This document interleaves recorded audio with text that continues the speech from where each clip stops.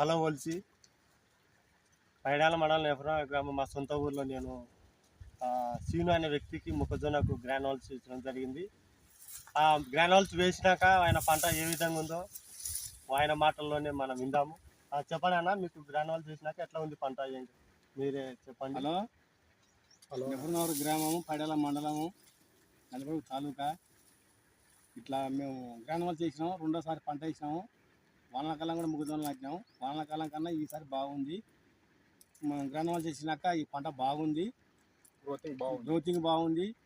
అదే పనిగా పక్కన వాళ్ళకి కూడా చెప్పినాము. వాళ్ళ చేనులకు కూడా వేసినారు, వాళ్ళకి కూడా బాగుండదు. ఇట్లా కంది చేనుకి కూడా వేసుకున్నాము. కంది చేను కూడా బాగుంది. ఈ గ్రానోల్స్ అయితే బాగుంది, ఎవరైనా వేసుకోవచ్చు. నేను రైతులకు కూడా చెప్పినాము, వేసుకున్నారు. వేసుకున్న వాళ్ళు కూడా బాగున్నారు.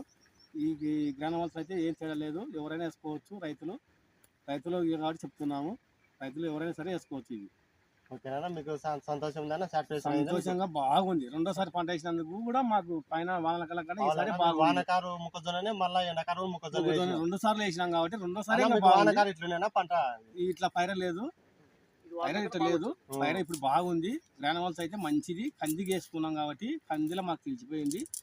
ఈ గ్రానోల్స్ అందుకోసమే మళ్ళీ దీనికి కూడా వేసుకున్నాము. మళ్ళీ మొక్కజొన్న కూడా వేసుకున్నాము. రెండోసారి మొక్కజొన్న నాటినందుకు వేసుకున్నాము. బాగుంది. వానాకాలం మొక్కజొన్న ఇప్పుడు అట్టలేకేంటే ఈసారి బాగుంది. ఎవరైనా వేసుకోవచ్చు రైతులు. మేము కూడా పక్కన వాళ్ళకి చెప్పినాము, కొంతమంది చేసుకున్నారు. వేసుకున్న వాళ్ళు అందరూ బాగున్నారు. Thank you వల్సి.